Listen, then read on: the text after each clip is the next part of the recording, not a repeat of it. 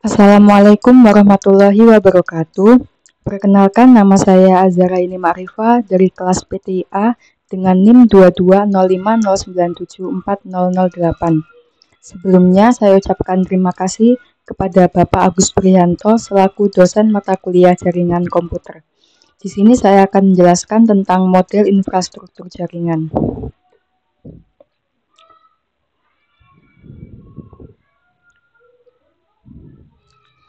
Yang pertama ada pengertian infrastruktur jaringan. Infrastruktur jaringan adalah suatu sistem yang terdiri dari komponen hardware dan software yang disusun sedemikian rupa untuk memungkinkan terjadinya komunikasi dan interaksi antara pengguna, perangkat, aplikasi, dan jaringan internet. Dengan adanya infrastruktur jaringan, proses bisnis dalam perusahaan dapat berjalan dengan lebih cepat dan efisien karena sudah terdapat perantara yang instan. Selanjutnya ada jenis-jenis infrastruktur jaringan. Yang pertama ada wireless network atau jaringan nirkabel. Jaringan nirkabel merupakan salah satu media transmisi yang menggunakan gelombang radio sebagai media transmisi. Pada jaringan wireless tidak memerlukan kabel dalam menghubungkan antar komputer, karena pada jaringan wireless menggunakan gelombang elektromagnetik yang mengirimkan sinyal informasi antar komputer jaringan.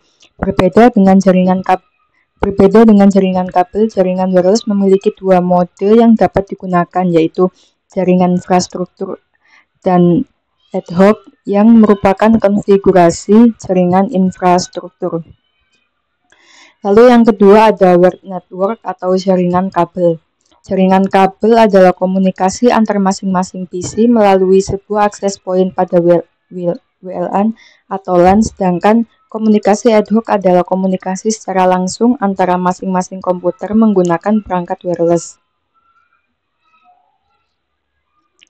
Jenis jaringan komputer berdasarkan sumber data. Yang pertama ada jaringan terpusat atau host-based network. Jaringan komputer terpusat terdiri atas komputer induk dan satu atau lebih komputer terminal. Komputer induk berfungsi untuk melayani kebutuhan komputer terminal. Komputer induk menyimpan banyak data dan program aplikasi untuk melakukan pengolahan dan pemrosesan data. Komputer terminal biasanya berfungsi sebagai perantara untuk mengakses komputer induk. Lalu yang kedua ada jaringan terdistribusi. Jaringan komputer terdistribusi merupakan jenis jaringan komputer yang terdiri dari beberapa komputer induk atau host atau server. Komputer server ini berfungsi sebagai pusat layanan data dan program aplikasi yang disediakan untuk dapat diakses oleh komputer terminal atau workstation. Jaringan komputer ini dapat dibentuk dari beberapa jaringan berbasis induk atau terpusat. Selanjutnya, ada pembagian jaringan berdasarkan cakupan atau jangkauan geografis. Yang pertama ada local area network. Adalah suatu jaringan komputer yang hanya mencakup wilayah lokal saja. Artinya, jaringan ini hanya dapat digunakan oleh pengguna di area LAN. LAN menghubungkan perangkat ke jaringan internet melalui perangkat jaringan sederhana. Yang kedua ada metropolitan area network. Adalah suatu jaringan komputer yang dapat mencakup area yang lebih luas dan menggunakan teknologi yang lebih canggih dari LAN. Jaringan MAN merupakan gabungan beberapa jaringan LAN yang mana menjangkau hingga 10 sampai dengan 50 km. Yang ketiga ada wide area network atau WAN. Adalah jaringan komputer yang luas cakupannya dapat mencapai satu negara bahkan benua. Jaringan ini merupakan gabungan dari LAN dan MAN yang wilayahnya dipisahkan secara geografis. Lalu yang keempat ada personal area network. Adalah jaringan komputer atau titik akses yang digunakan untuk berkomunikasi ke berbagai perangkat pribadi seperti komputer, ponsel, telepon, televisi. Sistem keamanan rumah yang berbasis komunikasi data personal ataupun perangkat komunikasi publik seperti internet. Lalu ada pembagian jaringan berdasarkan aksesnya. Yang pertama ada intranet. Intranet adalah jaringan teknologi informasi yang lebih sempit dan privat dibanding internet. Intranet memungkinkan untuk menciptakan ruang kerja digital perusahaan yang memusatkan setiap orang, dokumen, alat percakapan, dan proyek di dalam perusahaan. Yang kedua ada internet. Internet merupakan jaringan terluas dalam sistem teknologi informasi yang memungkinkan perangkat di seluruh dunia untuk saling terhubung. Jaringan internet dapat diakses publik yang mengirimkan data menggunakan standar protokol internet atau IP. Informasi yang tersebar di internet dapat diakses melalui jaringan World Wide Web atau WWW, baik dalam bentuk teks, musik, foto, video, atau apapun. Yang ketiga ada extranet. Extranet adalah intranet yang dapat diakses oleh beberapa orang dari luar perusahaan atau mungkin dibagikan oleh lebih dari satu organisasi. Sedikit lebih luas dibanding intranet, extranet mampu menciptakan jaringan pribadi orang-orang yang berkepentingan dengan perusahaan baik internal maupun eksternal untuk saling berkomunikasi. Selanjutnya ada pembagian jaringan berdasarkan cara membangunnya. Yang pertama ada ad hoc. Jaringan ad hoc adalah jaringan yang dapat berdiri tanpa bantuan dari perangkat lain dan bersifat sementara saja. Jaringan ini dapat dibuat dimanapun karena pembuatannya sangat fleksibel dan mudah. Jaringan ini terdiri minimal 2 komputer yang masing-masingnya dapat sebagai server dan dapat sebagai klien. Yang kedua ada infrastruktur mode. Jaringan infrastruktur adalah jaringan yang tidak dapat berdiri sendiri. Artinya, jaringan ini tidak bisa tanpa bantuan dari perangkat lain seperti access point. Selanjutnya ada model infrastruktur jaringan yang umum digunakan. Berikut adalah beberapa model infrastruktur jaringan yang umum digunakan, yaitu yang pertama ada model client server. Dalam model ini, komputer-komputer dalam jaringan dibagi menjadi 2 peran utama, client dan server. Server menyediakan layanan atau sumber daya seperti berkas, pencetakan, atau aplikasi kepada klien yang memintanya.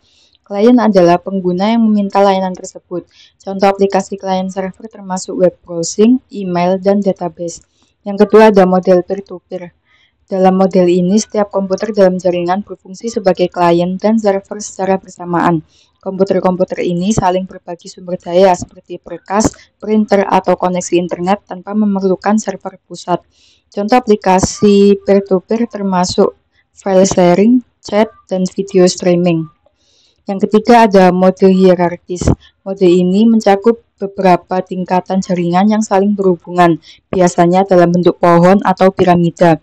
Tingkatan paling atas mungkin berisi server pusat atau node inti yang mengontrol akses ke jaringan. Sementara tingkatan di bawahnya mungkin mencakup jaringan lokal di lokasi-lokasi cabang. Ini umum digunakan dalam perusahaan besar atau organisasi dengan banyak cabang. Yang keempat ada model mesh. Dalam model ini, setiap komputer dalam jaringan terhubung langsung ke setiap komputer lainnya. Ini menciptakan redundansi yang tinggi dan memungkinkan jaringan untuk tetap terkoneksi, bahkan jika satu atau lebih node mengalami kegagalan. Namun, ini bisa menjadi mahal dan rumit dalam jaringan yang besar. Yang kelima ada model bus. Dalam model ini, semua komputer terhubung ke satu jalur kabel tunggal. Ketika satu komputer mengirimkan data tersebut ditransmisikan ke seluruh jaringan. Model ini kurang umum digunakan karena masalah dengan kinerja dan keamanan. Lalu yang terakhir ada model star. Dalam model ini, setiap komputer terhubung ke satu pusat atau hub yang bertindak sebagai titik pusat untuk transmisi data. Ini adalah salah satu model yang paling umum digunakan dalam jaringan LAN karena mudah diimplementasikan dan dikelola. Lalu yang terakhir ada kesimpulan. Kesimpulan dari berbagai model infrastruktur jaringan adalah bahwa pemilihan model yang tepat harus mempertimbangkan kebutuhan spesifik organisasi atau lingkungan jaringan. Dalam banyak kasus, organisasi akan menggunakan kombinasi dari beberapa model untuk memanfaatkan kelebihan masing-masing. Faktor-faktor seperti redundansi dan keamanan menjadi sangat penting dalam pengambilan keputusan.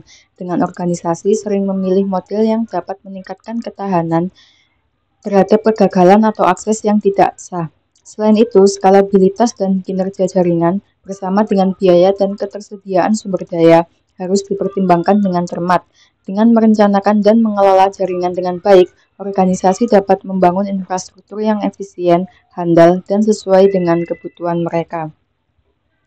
Sekian yang dapat saya sampaikan dari penjelasan model infrastruktur jaringan. Kurang lebihnya mohon maaf. Sekian, terima kasih. Wassalamualaikum warahmatullahi wabarakatuh.